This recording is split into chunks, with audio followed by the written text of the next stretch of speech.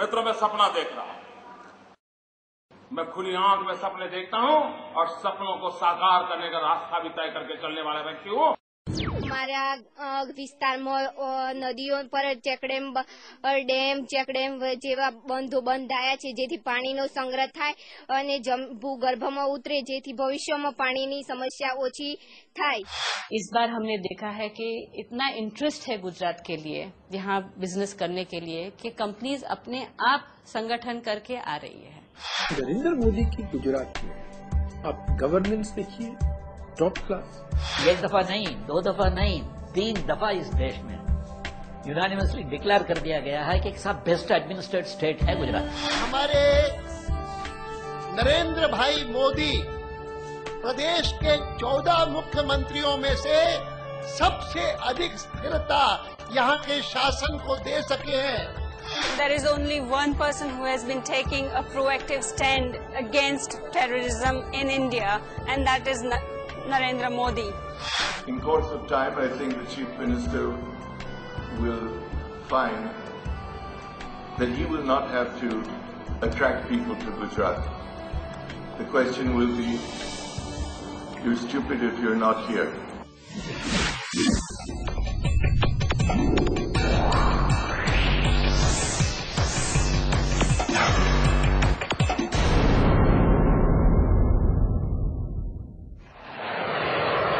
आज भारत एक super power बनने की तरफ तेजी से बढ़ रहा है, लेकिन इस दौड़ में सिर्फ एक ही रुकावट है, आतंकवाद।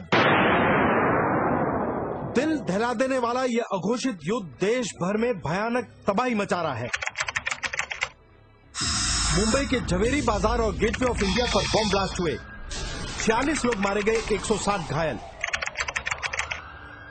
अयोध्या के श्री राम मंदिर परिसर पर आत्मघाती दस्ते ने हमला बोला, कई लोग मारे गए। उत्तर प्रदेश में श्रमजीवी एक्सप्रेस में धमाका, 10 मारे गए, 50 से ज्यादा घायल। दीपावली के दौरान दिल्ली में सीरियल ब्लास्ट, 67 लोग मारे गए, 224 घायल। आतंकवादियों ने अंधाधुंध फायरिंग की और ग्रेनेड फेंके, एक वैज्ञानिक की मौत और 5 घायल। सिलसिलेवार धमाकों में वाराणसी में 28 लोग मारे गए और 100 से ज्यादा घायल। आंकड़ों के मुताबिक सन 2006 में 1492 निर्दोष हिंदुस्तानी दहशतगर्दों के शिकार बन गए। क्या गुनाह उन माँ बहनों का? किसी का भाई छीन लिया जाता है, किसी का लाडला छीन लिया जाता है, किसी बहन का सिंदूर पहुंच लिया जाता है। क्यों? कब तक? 11 जुलाई सन 2006 शाम के 6 बजे से 6:40 तक का समय मुंबई पर भारी पड़ा। लोकल ट्रेनों पर लगातार 7 अलग अलग जगहों पर बम ब्लास्ट किए गए। तकरीबन 200 लोग मारे गए, 625 घायल हो गए। पुलिस के मुताबिक इस हादसे को अंजाम दिया था लश्कर तोयबा और सिम्मी ने। हमने देखा है कि भी ऑफिशियल लैक्सिटी से और पब्लिक की लैक्सिटी से महाराष्ट्र में क्या हुआ, उसी टेररिज्म से। मुंबई धमाकों में शामिल सिम्मी यानी students Islamic movement of India ने कई और आतंकवादी घटनाओं को अंजाम दिया है। सीमी पर जो चार्जशीट है, उस चार्जशीट में ये तमिल मुस्लिम मुन्नी कणगम का नाम है। उसी पार्टी के साथ तमिलनाडु में कांग्रेस पार्टी चुनाव समझौता किया और चुनाव लड़ा। आप आतंकवाद से लड़ सकते हो? दुनिया भर के कई देशों ने आतंकवाद से लड़ने के लिए अपने अपने कानूनों को और भी सख्त कर दिया है, लेकिन यूपीए सरकार ने तो आतंकवाद के खिलाफ देश के सबसे मजबूत कानून पोटा को ही निरस्त कर दिया। एक काम करो, इस देश के सुरक्षा बल के जवान जिन्होंने इस भारत मां की सेवा करते करते, जिन्होंने निर्दोष नागरिकों की सेवा करते करते अपने जान गंवाए हैं, उन शहीद परिवारों से सिर्फ वोटिंग करवा लीजिए और उनको पूछिए कि पोटा का कानून रहना चाहिए कि जाना चाहिए।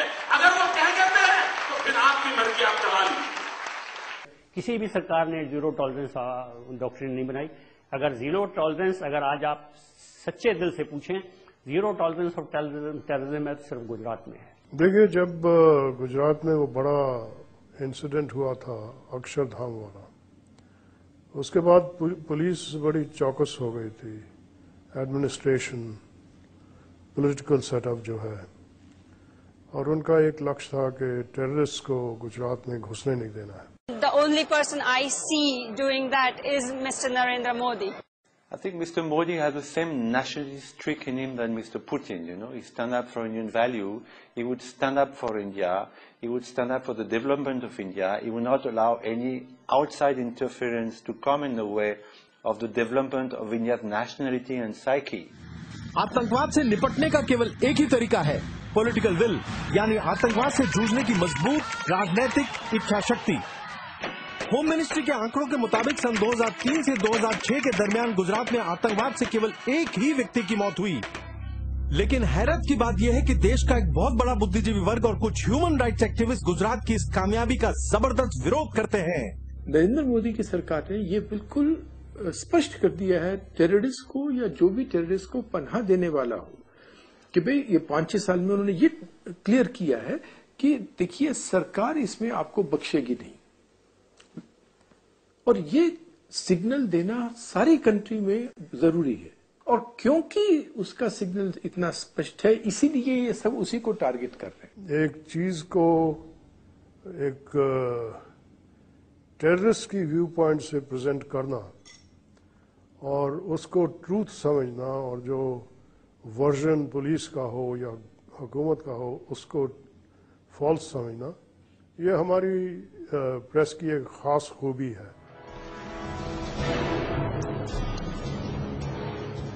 देश की सरहदों पर सरकार का ध्यान कम है, लिहाजा अब बांग्लादेशी घुसपैठिए पश्चिम बंगाल में हिंदुस्तानियों की जमीनें खरीद रहे हैं।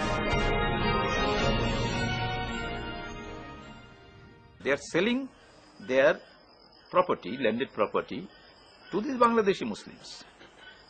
And what are they doing? What use they are putting to this land? Agricultural land, they are growing narcotics. Gaja is extensively cultivated in Nadia district. Even by the national highway, the land by the national highway, they are cultivating acres of Gaja. And that Gaja is exported to via Bangladesh to other countries. Now, the sale proceeds is again invested in gun running.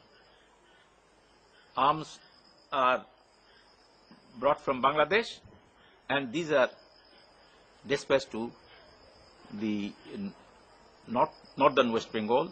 तो मैंने वहां की जनसभा में कहा, मैंने कहा देखो भाई, आसाम के पड़ोस में बांग्लादेश है और गुजरात के पड़ोस में पाकिस्तान है। मेरी भी हालत आपके जैसी है। वो आपके पड़ोस में है, मेरे पड़ोस में ये बैठे हैं। मैंने कहा लेकिन फर्क थोड़ा सा है, आप उनके से कारण परेशान हो, वो मेरे कारण परेशान हो।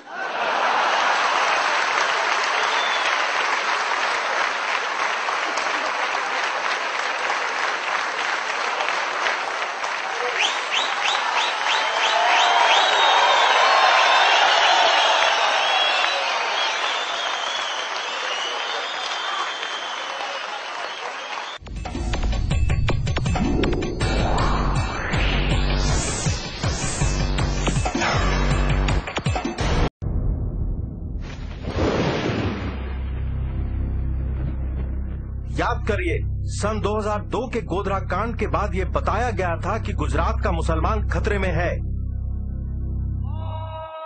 इसलिए हमने वहां जाकर यह पता करने की कोशिश की कि गुजरात के अल्पसंख्यक आखिर जीते कैसे हैं। यहां सुल्तान अहमद शाह की कब्र है। इसके ठीक नजदीक है अहमदाबाद की जामी मस्जिद। इस मस्जिद को सुल्तान अहमद शाह ने सन 1424 में बनवाया था।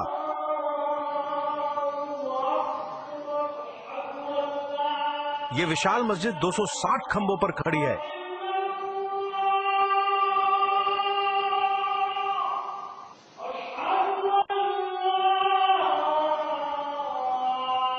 गुजरात के मुसलमानों की राय जानने के लिए भला अहमदाबाद की जामी मस्जिद से ज्यादा बेहतर जगह कहां मिलेगी? कौन कौन सी जगह अहमदाबाद में आप जाते हैं घूमने के लिए? बहुत सी जगह, नो गार्डन है, फन पब्लिक है, यहाँ कांकरिया बाजू ये बाजू है, बिग बाजार है। गुजरात में ऐसा है कि जो मुस्लिम है उनके दुकान से लोग सामान नहीं लेते या उनके साथ भेदभाव करते हैं, ऐसा है क्या? ऐसा तो कुछ नहीं है, ऐसा कुछ हमको ऐसा इस मुल्क में जैसा कि इसमें ऐसा कुछ भी नहीं है कि हिंदू मुसलमान की दुकान से नहीं लेता। हमारे तो हिंदू ग्राहक ज्यादा है कि सब आदमी घूम सकते हैं, कर सकते हैं, कोई डर नहीं रहता है। पहले जो आज से 85 के बाद पहले बहुत ही मगजमारी ने ये झगड़े के घर न थे ना, जहाँ भी जाते ये मगजमारी के घर ही होते थे। अभी का माहौल ऐसा हो गया कि रात को 12-1 बजे बाद में कोई ना 1:30 बजे बाद में निकलते ही नहीं, क्योंकि पुलिस की चेकिंग होती है। गुजरात में बिल्कुल सही है, सही अच्छा है, सब अच्छा है। कोई हिंदू हो या मुस्लिम हो, कभी कोई हमें परेशान करता ही नहीं। बिल्कुल फ्री लाइफ है जिंदगी। अहमदाबाद सिटी इतना सेफ्टी है, कहीं और सिटी नहीं हो सकता, इतना सेफ्टी है। और जो लोग कहते हैं हिंदू मुस्लिम ऐसे है वैसे है, लेकिन अभी तक तो मुझे ऐसा लगा ही नहीं है कि हिंदू मुस्लिम में कोई भी तफावत हो। नहीं, ऐसे तो कुछ डर वर नहीं है, निकल जाते हम ऐसे घूमने के लिए। गांव महेरपुरा, जिला साबरकांठा, तकरीबन 600 लोग यहाँ रहते हैं। 80% इस गांव में मुसलमान हैं। हमारे गांव में सामूहिक गोबर गैस प्लांट है, वो 90% गवर्नमेंट का और 10% लोक फाड़ा से हमने ये काम करवाया है। और सामूहिक मिनरल वाटर प्लांट है, सारा नागरिक मिनरल का यूज करता है। हमारे गांव में 100 घर है और 100 घरों में करीबन 70 से 80 मोबाइल है और 70-80 गाड़ियां हैं।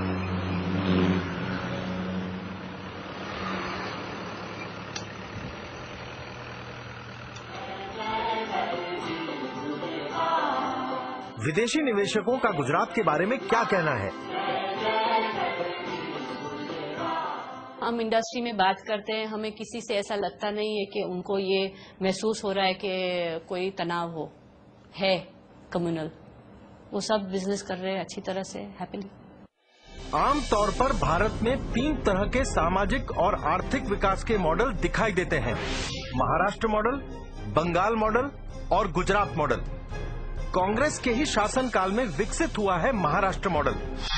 बंगाल मॉडल, जो कि कम्युनिस्टों के 30 सालों के शासन की उपज है, और गुजरात मॉडल, जो कि पिछले 1 दशक के बीजेपी राज की देन है। बाकी स्टेट्स भी इसको धीरे धीरे गुजरात मॉडल को अपना रहे हैं।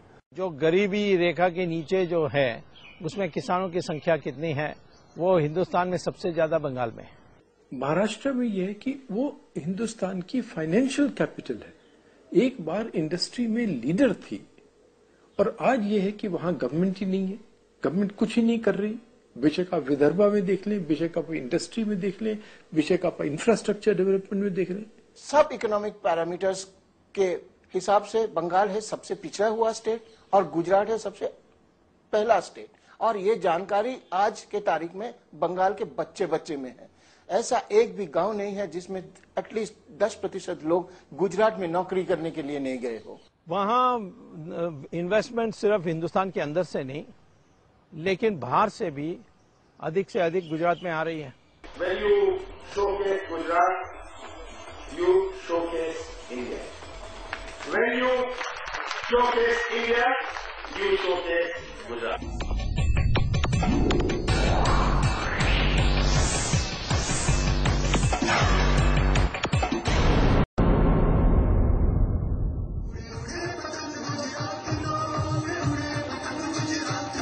मित्रों, इस दिनों हिंदुस्तान के आसमान में गुजरात का पतंग नई नई ऊंचाइयों को पार करता चला जा रहा है। विकास की नई क्षितिजों को हम छू रहे हैं। वाइब्रेंट गुजरात ये शब्द नहीं, ये जीवन का हिस्सा बन गया है। साबरमती के तट पर मनाया जा रहा ये पतंगोत्सव वाइब्रेंट गुजरात का मुख्य आकर्षण है। ये गुजरात की तरक्की का जश्न है। लोगों की मेहनत और ईमानदारी रंग लाई है। जिस साबरमती तट पर यह कार्यक्रम हो रहा है, वो खुद एक बहुत बड़ी योजना का हिस्सा है। ये खूबसूरत पर्यटन स्थल आगे चलकर सारे देश के शहरी विकास के लिए एक जबरदस्त मिसाल कायम करेगा। यहाँ का क्वालिटी ऑफ लाइफ, यहाँ का HR का जो पोटेंशियल है, यहाँ पर इंजीनियरिंग कॉलेजेस जो बन रही है, यहाँ पर जो फोकस है मैनेजमेंट के ऊपर, मैनेजमेंट एजुकेशन के ऊपर, IT एजुकेशन के ऊपर, उससे बहुत बेनिफिट होने वाला है गुजरात को। For man power planning, government has taken a decision to increase 10,000 seats in polytechnics and 10,000 seats in ITI next year, and necessary budget provision for this is also being made. तेजी से तरक्की कर रहा गुजरात अब हिंदुस्तान के बाकी राज्यों को काफी पीछे छोड़ चुका है। गुजरात की आर्थिक तरक्की की तुलना अब दुनिया के बड़े बड़े देशों से की जाती है। Press about India generally and Gujarat in particular is very, very favourable. There are obviously some excellent opportunities here, and Indian business is not only something which people talk about in India, but it's something which people talk about in terms of its impact on the rest of the world. And like I said, Gujarat is a big part of the Indian economy, and so it plays a very important part of that global impact of Indian business. I live in Antwerp, which is a large Gujarati business community, mainly in the diamond sector, also in shipping. And I'm not very close to them, but I do interact with them. And you see, they nowadays have a very positive impression of Gujarat's economic performance. And they do give credit to Narendra Modi for that. One element, for example, is his apparent incorruptibility. जैसा हम लोग कहते हैं ना, यथा राजा तथा प्रजा, उसी माफिक, उसी हिसाब से कि जब चीफ मिनिस्टर का इंटेग्रिटी डाउट में नहीं है, तो गवर्नमेंट ऑफिसर्स कहते हैं कि हम भी अच्छा परफॉर्म करना चाहिए। पश्चिम बंगाल और हरियाणा जैसे राज्यों से उलट गुजरात में SEZ को लेकर कोई विवाद नहीं है। 1600 किलोमीटर लंबा समुद्री किनारा, 11 एयरपोर्ट्स, 41 पोर्ट्स, 2200 किलोमीटर लंबी गैस ग्रिड, 74,000 किलोमीटर लंबी सड़कें और एक विशेष SEZ एक्ट। मेरा पूरा गुजरात ही SEZ है। SEZ का मीनिंग है इन Gujarat, S stands for spirituality, E stands for entrepreneurship and Z stands for gene. देखिए, गुजरात में एक बहुत बड़ा एडवांटेज ये है कि एक पोर्ट बेस्ड स्टेट है, यहाँ की कोस्ट लाइन इतनी बड़ी है और यहाँ पे गैस की अवेलेबिलिटी है, तो यहाँ पे पावर जनरेशन में तो हमेशा कॉम्पिटिटिवनेस रहेगी। और बाकी रकम से भी जब एडमिनिस्ट्रेशन अच्छा हो, माहौल अच्छा हो और प्रोएक्टिव हो यदि गवर्नमेंट्स, तो उसका एडवांटेज इंडस्ट्री को मिलता है। A large number of power projects are coming to Gujarat, the largest being of course the ultra mega power project. Manufacturing है तो इंजीनियरिंग में गुजरात का स्ट्रेंथ है। राजकोट है, बड़ौदा है, अहमदाबाद है, जामनगर है, इन सब सिटीज में काफी इंजीनियरिंग प्रोडक्ट्स बनते हैं और सर्विसेज मिलती हैं। तो this makes it easy for a Dutch company. उसको आउटसोर्स भी करना है तो उसको जो सेटअप चाहिए, जो मैंने देखा है डच कंपनीज मुझे कहती है कि वो तो यूरोप में भी काफी कम कंपनीज के पास ऐसा सेटअप होता है, वो यहाँ गुजरात में मिलता है उनको। हमारे यहाँ पीपा वाव से जयपुर तक गुड्स ट्रांसपोर्टेशन के लिए डबल डेकर ट्रेन हमने प्रारंभ की है और हम इसको पीपा वाव से पंजाब तक ले जाना, बठिंडा तक ले जाना चाहते हैं। आप कल्पना कर सकते हैं ट्रांसपोर्टेशन में कितनी बड़ा इंफ्रास्ट्रक्चर मिल जाएगा, एक बहुत बड़ा डेवलपमेंट होने वाला है। हैरानी की बात है कि देश में बंद पड़ी आधी स्मॉल स्केल इंडस्ट्रीज अकेले पश्चिम बंगाल में मौजूद हैं, लेकिन गुजरात में लघु उद्योग तेजी से बढ़ रहे हैं। In the last 5 years, there has been an addition of 70,000 units in the small scale sector. Today, the number of small scale units in Gujarat stand at 3,12,000 units, an all-time high record. This state is one of the most progressive states in the country. It's the fastest growing. It has a government that works. And I believe that as India takes its place in the world, as Mukesh said, that Gujarat will be one of its shining lights. देश में हड़ताल और lockout की वजह से साल भर में 2 करोड़ 33 लाख मैंडेज का नुकसान हो जाता है। गौरतलब है कि इसमें से 60% मैंडेज का नुकसान केवल पश्चिम बंगाल में होता है, लेकिन गुजरात में मजदूरों और मैनेजमेंट के बीच संबंध मधुर रहते हैं। यही गुजरात की खुशहाली का राज है। Reliance has been operating in Gujarat and we have not lost one single mandate of work because of any labor issues. I believe Gujarat is vibrant because it has a heady mix of three factors. It is fortunate to have at its helm very dynamic leadership provided by the Honorable Chief Minister, very high quality of governance, and it espouses a true spirit of partnership between industry and government.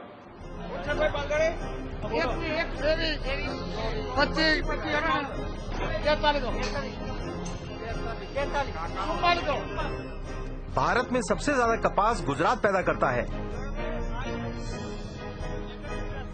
देश के 24% chemicals, 25% कपड़ा, 45% दवाइयां और 72% हीरे जवाहरात गुजरात में तैयार किए जाते हैं। विश्व के अनेक देशों की नजर में भी गुजरात के विकास का ये पतंग आसमान छूता नजर आएगा, ये मैं साफ देख रहा हूं। तो लोग यही कहते हैं कि पब्लिक पार्टिसिपेशन गुजरात में अत्यंत अधिकतम है, क्योंकि जो रिजल्ट्स आ रहे हैं उसके अनुसार लोगों में उत्साह बढ़ती है। जब तक उत्साह नहीं बढ़ेगी, पब्लिक पार्टिसिपेशन नहीं होगी।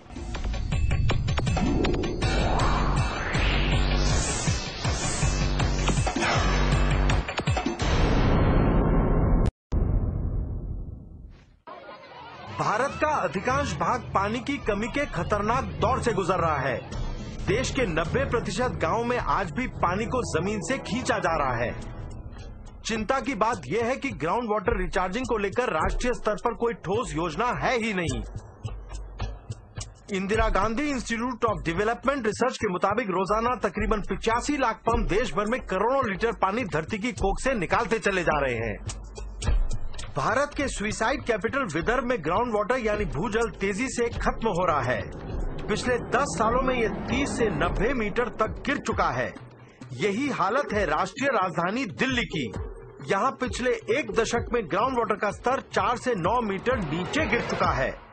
500 फुट 1200 फुट 900 फुट जमीन में काणा पाड़ी पाड़ीने 25-25 हजार वर्ग જૂનું પાણી ખેંચવા માટેનું કામ કર્યું છે। કેટલા દિવસ સુધી અંદરથી પાણી નીકળ્યા કરશે? દર વર્ષે બોર ફેલ જાય, કોઈનો 2 વર્ષે ફેલ જાય, કોઈનો 4 વર્ષે ફેલ જાય। ખેડૂતે જે મૂડી નાખી હોય એ પણ પાણીમાં જાય। એનો કોઈ ઉપાય ખરો કે નહીં? વાતોના વડા કરે ન ચાલે, काम કરી બતાવવું પડે। एक समय था जब गुजरात में कम से कम 4000 गांवों को टैंकर्स के जरिए पानी पहुंचाना पड़ता था। आज जल क्रांति के युग में गुजरात का लगभग हर गांव टैंकर मुक्त हो चुका है। आखिर ये करिश्मा हो कैसे गया?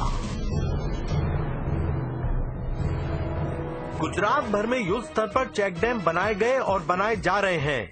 चेक डैमों का डिजाइन कुछ ऐसा होता है कि नदी को जगह जगह रोक दिया जाता है। इससे पानी भारी मात्रा में एक ही जगह इकट्ठा होने लगता है, लिहाजा ग्राउंड वाटर रिचार्ज हो जाता है। गुजरात में सन 2001 और 2006 के दरमियान 1,10,000 चेक डैम बनाए गए। गौरतलब है कि आजादी से लेकर सन 2001 तक केवल 4,000 चेक डैम बनाए गए थे। આ 45 વર્ષમાં કોંગ્રેસના શાસનમાં આખા ગુજરાતમાં કુલ 12,000 ખેત તલાવડી બની છે।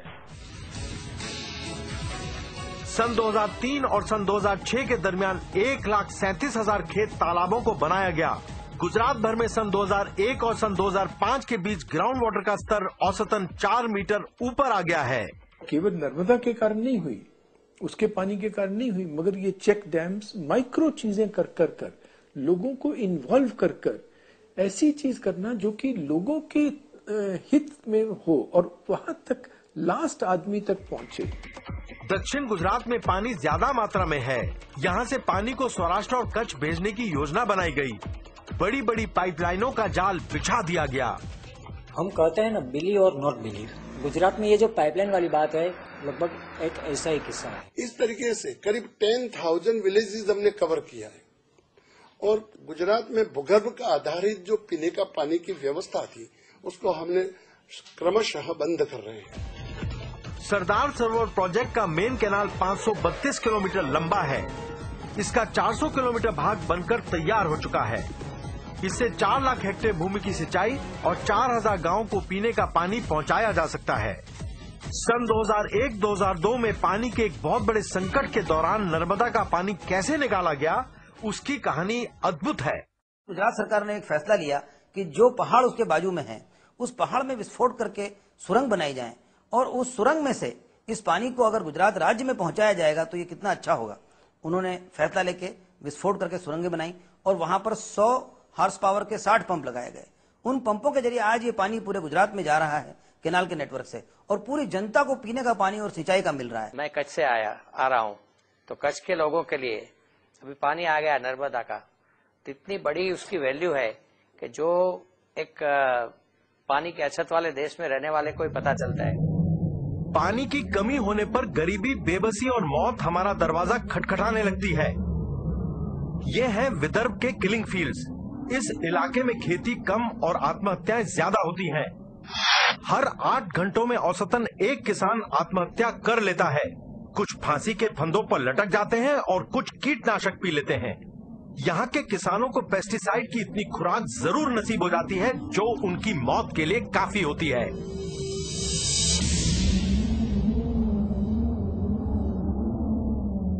अठारह मई सन 2006 केंद्रीय कृषि मंत्री शरद पवार ने संसद को बताया कि सन 1993 और 2003 के दरमियान देश भर में 1,248,000 किसान आत्महत्या कर चुके हैं।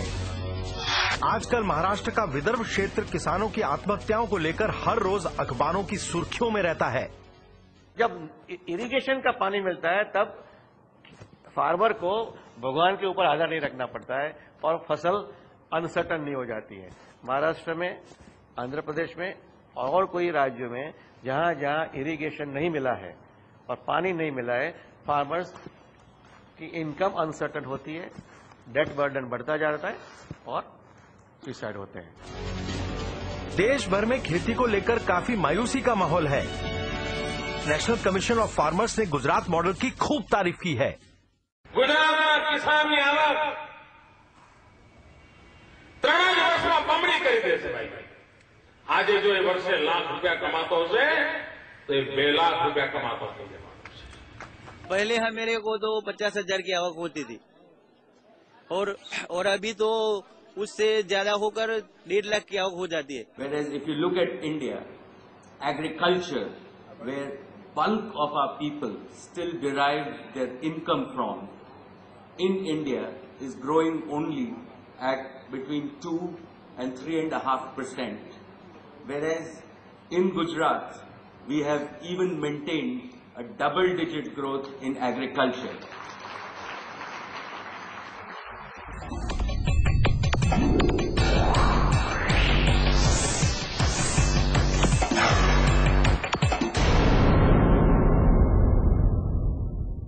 का सीधा फायदा गुजरात के किसानों को मिल रहा है। अब एक फसल के बजाय किसान सालाना 3 फसलें पैदा कर रहे हैं। क्या पहले कोई सोच सकता था कि गुजरात में अनार और मौसमी के बगीचे भी हो सकते हैं? अनार आता है और कॉटन का करते हैं और मौसमी भी लगाई है हमारे गांव में। आंकड़े बताते हैं कि महाराष्ट्र के कपास उगाने वाले तकरीबन 12 लाख किसान गरीबी और कर्ज के भंवर में बुरी तरह फंस चुके हैं। अपने पड़ोसी राज्य की खेती में तरक्की देखकर महाराष्ट्र सरकार गुजरात के इस फॉर्मूले को समझना चाहती है। महाराष्ट्र के एग्रीकल्चर कमिश्नर ने गुजरात के कृषि विभाग से संपर्क साधा। वो ये जानना चाहते थे कि गुजरात के बीटी कॉटन उगाने वाले किसानों की खुशहाली का कारण क्या है। Gujarat government has taken a number of initiatives in agriculture.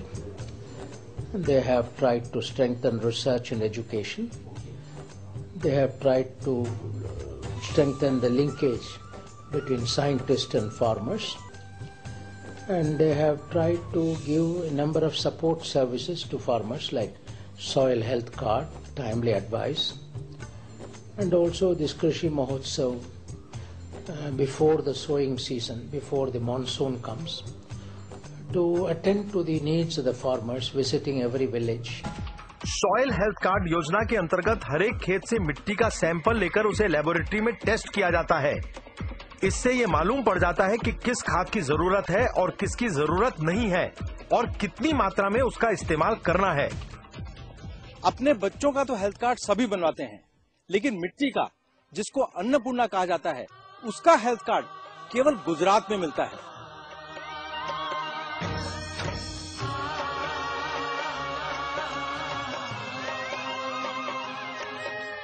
लोगों को अपने साथ जोड़ने का सबसे आसान तरीका है उनके चारों तरफ उत्सव जैसा माहौल बना देना। कृषि महोत्सव किसानों का त्योहार बन गया है। ये एक विशाल मेला है, तरक्की का, खुशहाली का। Modi has involved the public in a very great and deep manner and given them a sense of participation in every one of his major programs and projects. पानी का इंतजाम हो जाने से, घर पर 24 घंटे बिजली की सुविधा मिलने से और खेती बाड़ी की नई नई जानकारियों ने किसान की जिंदगी बदल डाली है। आज फिर से उसका आत्मविश्वास जागृत हो गया है। लाल बहादुर शास्त्री ने कहा था, जय जवान जय किसान। तो आपको लगता है कि गुजरात में आज किसान की वही इज्जत की जा रही है? ना, वही है इज्जत है। खेती करना अच्छा काम है और मेरे स्टेट में वो सामर्थ्य है, और इसलिए मैं सपना देख रहा हूं कि हिंदुस्तान के सेकंड ग्रिल रिवॉल्यूशन का नेतृत्व ये सूखी धरती से हम करेंगे।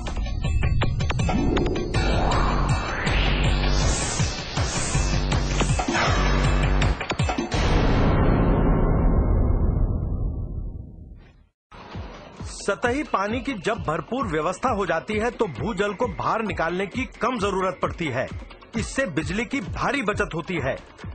गुजरात मॉडल की नींव में डाले गए हैं ऐसे छोटे छोटे नए नए विचार। जब एक मिशन के तहत किसी जानदार विचार को जमीनी स्तर पर लागू किया जाता है तो नतीजे चौंका देने वाले होते हैं।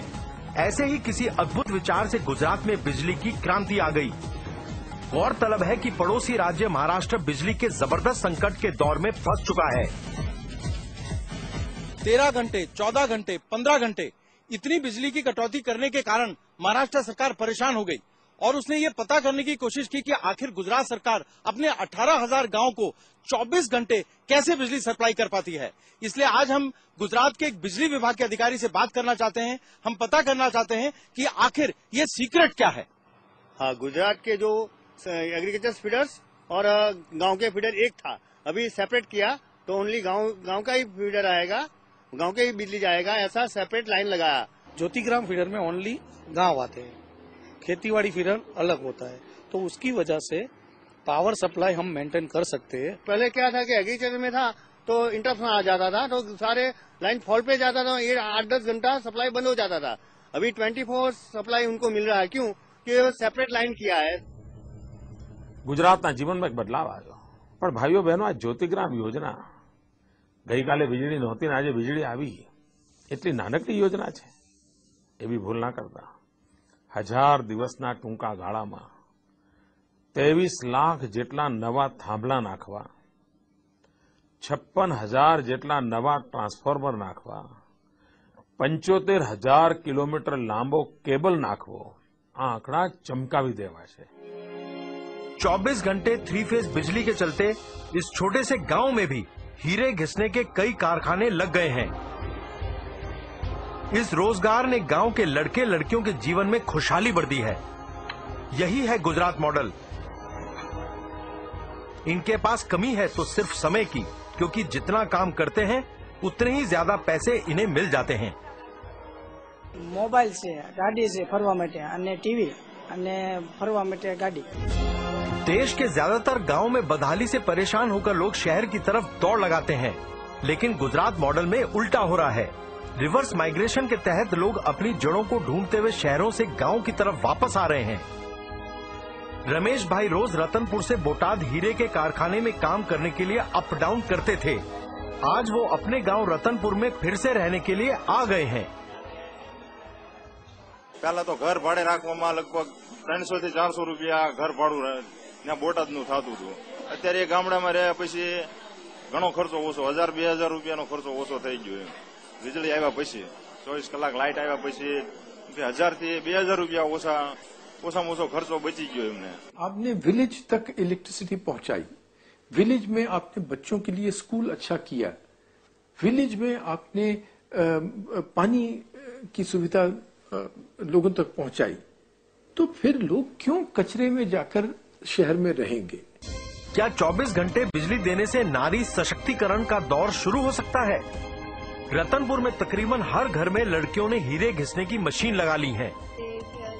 जब से मैं सीखी हूँ तब से मैं कमाने लगी हूँ, इसलिए मेरे पास पैसे है तो उसमें से मैं कुछ बचा लेती हूँ। હું કામ કરું છું મારે એમ કે કોઈની જરૂર નહીં પડે, મારી રીતે એમ કે કમાઈ શકીશ। हम 8-10 કલાક કરવી એટલે થઈ જાય, અમારે મહિને કામ થઈ જાય। જયારે શીખવા મેં બેઠા ને ત્યારે 2500 નો લેટ લાયા હતા, હવે અત્યારે 3000-3500 નું કામ થાય। મારી પાસે જે પૈસા બચ્યા હતા એને મેં સોનાના ચેન બનાવરાય। आज इस 24 घंटे बिजली के कारण गांव के अंदर भी कंप्यूटर की शिक्षा संभव हुई है। ये वो कला है जो मिट्टी में भी जान डाल देती है। प्राचीन काल से जीवित ये परंपरा अब आधुनिक इंटीरियर डिजाइनिंग का महत्वपूर्ण हिस्सा बन चुकी है। ફૂલ ફાયદો એકદમ ફાયદો થયો છે કે લાઇટ એમ માનો કે અમે સવારે 8 વાગે ચાલુ કરતા એની જગ્યાએ 4 વાગે ચાલુ કરીએ છીએ, અને અત્યારે મોડું થઈ ગયું હોય દિવસના તો રાતના 9 વાગ્યા સુધી કામ કરી શકીએ છીએ લાઇટના हिसाबे। गांव के अलग अलग हीरा कारखानों में काम करने वालों ने हंसा बहन के व्यापार में नई जान फूंक दी है।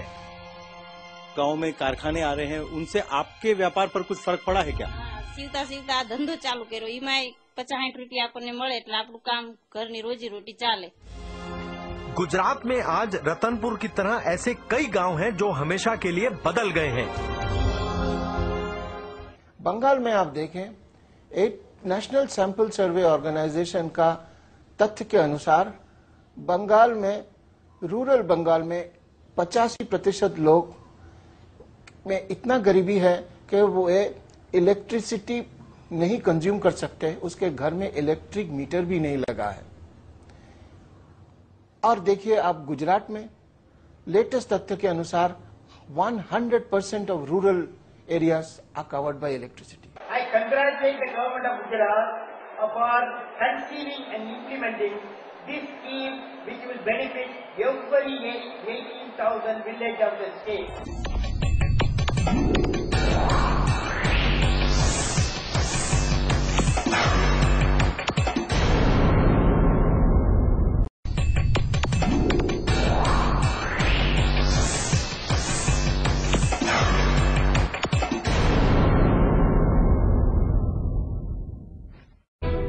जल क्रांति का सीधा फायदा गुजरात के किसानों को मिल रहा है।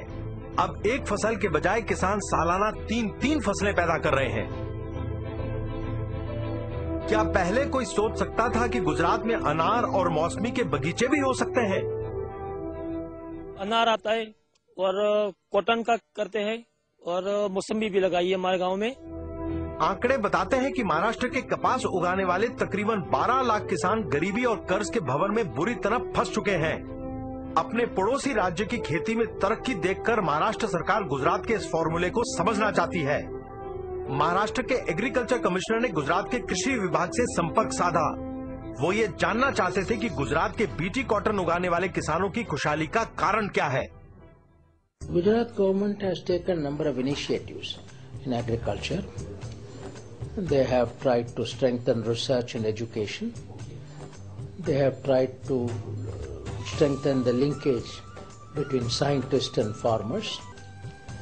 And they have tried to give a number of support services to farmers like soil health card, timely advice, and also this Krishi Mahotsav before the sowing season, before the monsoon comes, to attend to the needs of the farmers, visiting every village. Soil health card योजना के अंतर्गत हर एक खेत से मिट्टी का sample लेकर उसे लेबोरेटरी में टेस्ट किया जाता है। इससे ये मालूम पड़ जाता है कि किस खाद की जरूरत है और किसकी जरूरत नहीं है और कितनी मात्रा में उसका इस्तेमाल करना है। अपने बच्चों का तो हेल्थ कार्ड सभी बनवाते हैं, लेकिन मिट्टी का, जिसको अन्नपूर्णा कहा जाता है, उसका हेल्थ कार्ड केवल गुजरात में मिलता है।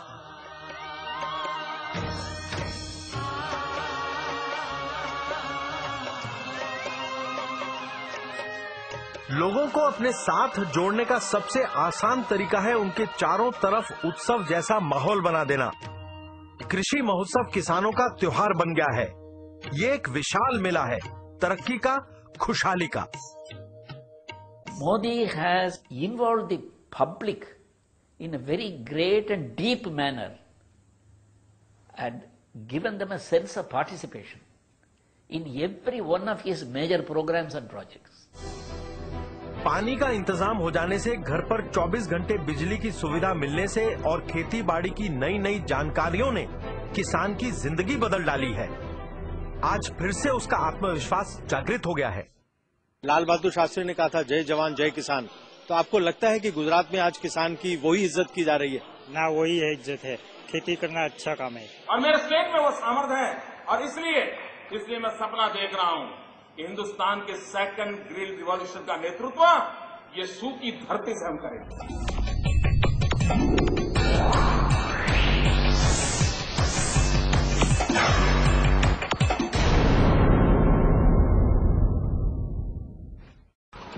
सतही पानी की जब भरपूर व्यवस्था हो जाती है तो भूजल को बाहर निकालने की कम जरूरत पड़ती है। इससे बिजली की भारी बचत होती है। गुजरात मॉडल की नींव में डाले गए हैं ऐसे छोटे छोटे नए नए विचार। जब एक मिशन के तहत किसी जानदार विचार को जमीनी स्तर पर लागू किया जाता है तो नतीजे चौंका देने वाले होते हैं। ऐसे ही किसी अद्भुत विचार से गुजरात में बिजली की क्रांति आ गई। गौरतलब है कि पड़ोसी राज्य महाराष्ट्र बिजली के जबरदस्त संकट के दौर में फंस चुका है। 13 घंटे, 14 घंटे, 15 घंटे इतनी बिजली की कटौती करने के कारण महाराष्ट्र सरकार परेशान हो गई और उसने ये पता करने की कोशिश की कि आखिर गुजरात सरकार अपने 18,000 गांव को 24 घंटे कैसे बिजली सप्लाई कर पाती है। इसलिए आज हम गुजरात के एक बिजली विभाग के अधिकारी से बात करना चाहते हैं। हम पता करना चाहते हैं कि आखिर ये सीक्रेट क्या है। हाँ, गुजरात के जो एग्रीकल्चर फीडर्स और गांव के फीडर एक था, अभी सेपरेट किया तो ओनली गांव का ही फीडर आएगा, गांव के ही बिजली जाएगा, ऐसा सेपरेट लाइन लगाया। ज्योतिग्राम फीडर में ओनली गांव आते हैं, खेतीबाड़ी फीडर अलग होता है, तो उसकी वजह से पावर सप्लाई हम मेंटेन कर सकते हैं। पहले क्या था कि एग्रीकल्चर में था तो इंटरप्शन आ जाता था तो सारे लाइन फॉल पे जाता था, 8-10 घंटा सप्लाई बंद हो जाता था। अभी 24 सप्लाई उनको मिल रहा है। क्यों? कि सेपरेट लाइन किया है। ગુજરાતના જીવનમાં એક બદલાવ આવ્યો, પણ ભાઈઓ બહેનો આ જ્યોતિગ્રામ યોજના ગઈકાલે વીજળી નહોતી ને આજે વીજળી આવી, એટલી નાનકડી યોજના છે એ બી ભૂલ ના કરતા। 1000 દિવસના ટૂંકા ગાળામાં 23 લાખ જેટલા નવા થાંભલા નાખવા, 56,000 જેટલા નવા ટ્રાન્સફોર્મર નાખવા, 75,000 કિલોમીટર લાંબો કેબલ નાખવો, આ આંકડા ચમકાવી દેવા છે। 24 घंटे 3 फेज बिजली के चलते इस छोटे से गांव में भी हीरे घिसने के कई कारखाने लग गए हैं। इस रोजगार ने गांव के लड़के लड़कियों के जीवन में खुशहाली भर दी है। यही है गुजरात मॉडल। इनके पास कमी है तो सिर्फ समय की, क्योंकि जितना काम करते हैं उतने ही ज्यादा पैसे इन्हें मिल जाते हैं। मोबाइल से गाड़ी से फरवा माटे अने टीवी अने फरवा माटे गाड़ी। देश के ज्यादातर गांव में बदहाली से परेशान होकर लोग शहर की तरफ दौड़ लगाते हैं, लेकिन गुजरात मॉडल में उल्टा हो रहा है। रिवर्स माइग्रेशन के तहत लोग अपनी जड़ों को ढूंढते हुए शहरों से गांव की तरफ वापस आ रहे हैं। रमेश भाई रोज रतनपुर से बोटाद हीरे के कारखाने में काम करने के लिए अप डाउन करते थे। आज वो अपने गांव रतनपुर में फिर से रहने के लिए आ गए हैं। पहला तो घर भाड़े राखवामां लगभग 300 થી 400 રૂપિયા ઘર ભાડું ત્યાં બોટાદનું થતું હતું। અત્યારે ગામડામાં રહ્યા પછી ઘણો ખર્ચો ઓછો, 1000-2000 રૂપિયાનો ખર્ચો ઓછો થઈ ગયો। વીજળી આવ્યા પછી 24 કલાક લાઇટ આવ્યા પછી 1000 થી 2000 રૂપિયા ઓછામાં ઓછો ખર્ચો બચી ગયો એમને। आपने विलेज तक इलेक्ट्रिसिटी पहुंचाई, विलेज में आपने बच्चों के लिए स्कूल अच्छा किया, विलेज में आपने पानी की सुविधा लोगों तक पहुंचाई, तो फिर लोग क्यों कचरे में जाकर शहर में रहेंगे? क्या 24 घंटे बिजली देने से नारी सशक्तिकरण का दौर शुरू हो सकता है? रतनपुर में तकरीबन हर घर में लड़कियों ने हीरे घिसने की मशीन लगा ली है। जब से मैं सीखी हूँ तब से मैं कमाने लगी हूँ, इसलिए मेरे पास पैसे है तो उसमें से मैं कुछ बचा लेती हूँ। इनके હું કામ કરું છું મારે એમ કે કોઈની જરૂર નહીં પડે, મારી રીતે એમ કે કમાઈ શકીશ। हम 8-10 કલાક કરવી એટલે થઈ જાય, અમારે મહિને કામ થઈ જાય. જયારે શીખવા મેં બેઠા ને ત્યારે 2500 નો લેટ લાયા હતા. હવે અત્યારે 3000-3500 નું કામ થાય. મારી પાસે જે પૈસા બચ્યા હતા એને મેં સોનાના ચેન બનાવરાયા. आज इस 24 घंटे बिजली के कारण गांव के अंदर भी कंप्यूटर की शिक्षा संभव हुई है. ये वो कला है जो मिट्टी में भी जान डाल देती है. प्राचीन काल से जीवित ये परंपरा अब आधुनिक इंटीरियर डिजाइनिंग का महत्वपूर्ण हिस्सा बन चुकी है. ફૂલ ફાયદો એકદમ ફાયદો થયો છે કે લાઇટ માનો કે અમે સવારે 8 વાગે ચાલુ કરતા એની જગ્યાએ 4 વાગે ચાલુ કરીએ છીએ અને અત્યારે મોડું થઈ ગયું હોય દિવસના તો રાતના 9 વાગ્યા સુધી કામ કરી શકીએ છીએ લાઇટના हिसाबे. गांव के अलग अलग हीरा कारखानों में काम करने वालों ने हंसा बहन के व्यापार में नई जान फूंक दी है. गांव में कारखाने आ रहे हैं, उनसे आपके व्यापार पर कुछ फर्क पड़ा है क्या? સીવતા ધંધો ચાલુ કર્યો, એમાં 50-60 રૂપિયા આપણને મળે એટલે આપણું કામ ઘરની રોજી રોટી ચાલે. गुजरात में आज रतनपुर की तरह ऐसे कई गांव हैं जो हमेशा के लिए बदल गए हैं. बंगाल में आप देखें, एक नेशनल सैंपल सर्वे ऑर्गेनाइजेशन का तथ्य के अनुसार बंगाल में, रूरल बंगाल में 85% लोग में इतना गरीबी है कि वो इलेक्ट्रिसिटी नहीं कंज्यूम कर सकते, उसके घर में इलेक्ट्रिक मीटर भी नहीं लगा है. और देखिए आप गुजरात में लेटेस्ट तथ्य के अनुसार 100% of rural areas are covered by electricity. I congratulate the government of Gujarat for conceiving and implementing this scheme which will benefit every 18,000 villages of the state.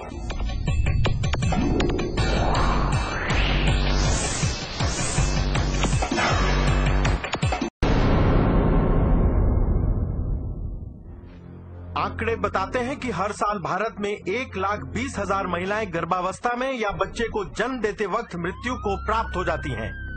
Oxfam की एक रिपोर्ट के मुताबिक हर आधे घंटे में 6 भारतीय महिलाएं डिलीवरी के दौरान अपना दम तोड़ देती हैं. गांव में से जो दाई होती है उसको बुलाते हैं. वो डिलीवरी के लिए क्या करती है, कभी कभार पेट पर धक्का लगाती है. तो उसमें प्रॉब्लम क्या हो सकता है कि जो बच्चा है वो मर सकता है या जो बच्चादानी है वो फट सकती है. ધક્કો મારે ને એટલે આપણે શરીર બધું ખેંચાય ને તો આપણે કેટલું તકલીફ થાય ને અને અહીંયા મફત આપણે અત્રો તકલીફ નહીં પડે. કદાચ છોકરું મરી જાય, કદાચ માને દુઃખ થાય વધારે, કદાચ માં પણ મરી શકે. मित्रों, हमने एक चिरंजीव स्कीम का प्रारंभ किया जहां गरीब माता, प्रेग्नेंट माताओं को इंस्टीट्यूशनल डिलीवरी का प्रबंध किया और उस चिरंजीव स्कीम के कारण हमने हमारे इन्फेंट मोर्टालिटी रेट को एकदम नीचे ला दिया.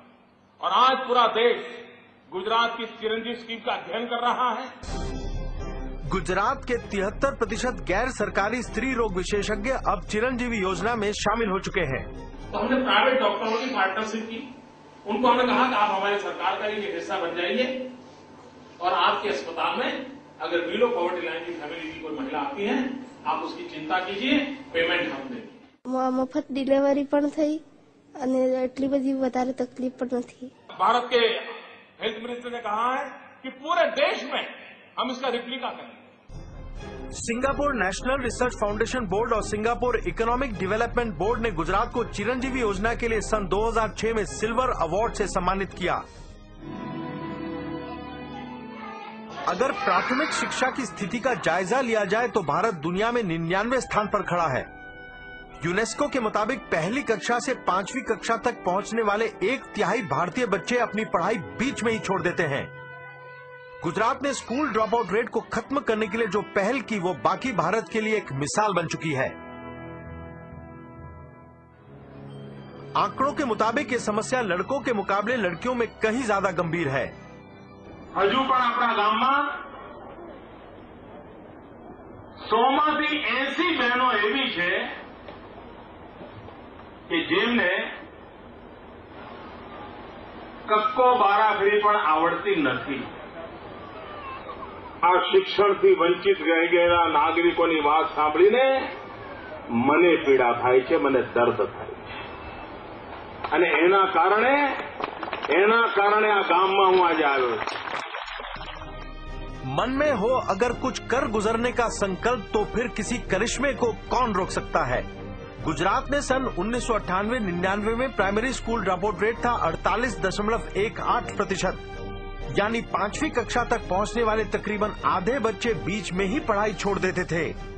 लेकिन सन 2005-2006 में primary school drop out rate गिरकर केवल 5.13% रह गया। इस गंभीर समस्या को सुलझाने के लिए साधारण से साधारण व्यक्ति को जोड़कर एक आंदोलन खड़ा किया गया। मुख्यमंत्री समेत गुजरात सरकार के तकरीबन 700 अफसर गुजरात के हर उस इलाके में हर साल पहुंचे जहां पढ़ाई को लेकर हालत ज्यादा खराब थी। एक नानकड़ू वचन आपो मने कि हवे तमे तमारा दीकरा दीकरीने भणावो। हवे आपणा गाममां एक पण दीकरी अभण नहीं होय आवो मने वचन आपो। हाथ ऊंचो करो तो मानो के तमे वचन आपो। છોકરોને ભણાવવાનો એ પ્રતિજ્ઞા લીધી કે છોકરોને અવશ્ય શાળામાં કાયમી નિયમિત મોકલવો જોઈએ। पहले आप लड़कियों को नहीं भेजते थे क्या पढ़ने के लिए? ના, પેલા ઘર કામ વધારે એક સાહેબ શાળા મોકલતા નહીં। શું નામ છે તમારું? તમે સ્કૂલ જાઓ છો? તમે શાળા જાઓ છો? હા। શું નામ છે તમારી શાળાનું? પ્રાથમિક શાળા કે प्राथमिक शाला खेराड़ी प्राथमिक शाला में जाई छी।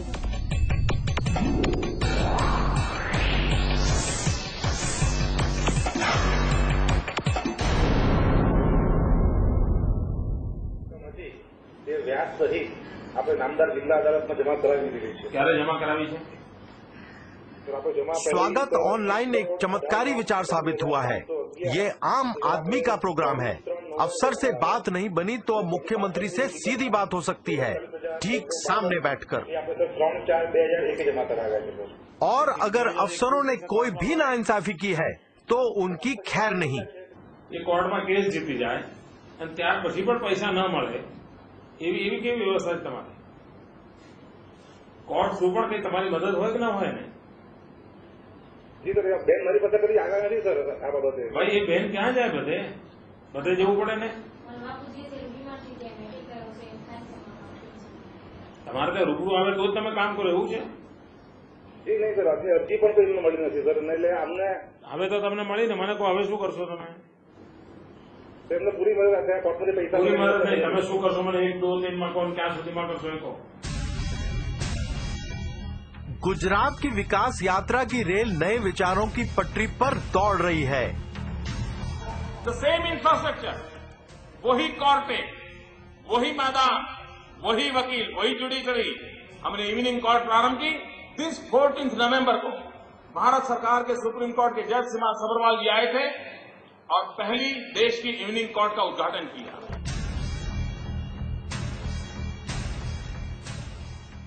गुजरात गवर्नमेंट ने जो इवनिंग कोर्ट्स की परंपरा शुरू की है वो अपने आप में बहुत काबिले तारीफ है। और मैं चाहूंगी कि इस तरीके की व्यवस्था जो है बाकी राज्यों में भी रेप्लिकेट की जाए। पिछले 5 सालों में गुजरात के बहुत से PSUs की काया पलट हो गई है। इसकी दास्तां ये आंकड़े खुद बयान कर रहे हैं। सन 2001 में गुजरात सरकार की बिजली कंपनियां 2,542 करोड़ के घाटे में थी। एक जबरदस्त टर्न अराउंड हुआ और सन 2006 में यही कंपनियां 200 करोड़ रुपए का मुनाफा करने लगी। ये turn around is only because of political will. हमारे साहब ने बताया कि भाई चोरी को अटकाओ और हमको गाइडलाइंस दी कि भाई पुलिस स्टेशन रखो, चेकिंग बढ़ाओ, किसी को भी चोरी करते उसको छोड़ना नहीं। GSFC का सन 2002-2003 में घाटा था 390 करोड़ रुपए, लेकिन सन 2005-2006 में मुनाफा 437 करोड़। GACL का सन 2001-2002 में 67 करोड़ घाटा था, लेकिन सन 2005-2006 में 294 करोड़ रुपए मुनाफा हो गया। आज बाकी भारत के लिए गुजरात मॉडल को अपनाने के सिवा क्या कोई दूसरा रास्ता है? बिजली, पानी, सड़क, रोजगार, कन्या शिक्षा, महिला सशक्तिकरण और राष्ट्रीय सुरक्षा जैसे अलग अलग मुद्दों पर गुजरात ने टर्न अराउंड करके दिखाया है। भारत का अधिकांश भाग अभी भी पुराने फॉर्मूलों पर चल रहा है। किसानों को सिर्फ बारिश के भरोसे छोड़ देने का मतलब है उन्हें बार बार आत्महत्या की तरफ धकेल देना। पावर कट का मतलब है 21वीं सदी में भी लालटेन युग में जीना। इस अंधकार का सीधा असर पड़ता है बच्चों की पढ़ाई पर और कारोबार पर। आज देश की स्थिति में क्रांतिकारी बदलाव लाने की सख्त जरूरत है। आवश्यकता है लीडर्स की, हजारों कर्मठ नेताओं की। यूथ में जनजीवन के अंदर भीतर आग होनी चाहिए, मन में हुंकार उठनी चाहिए।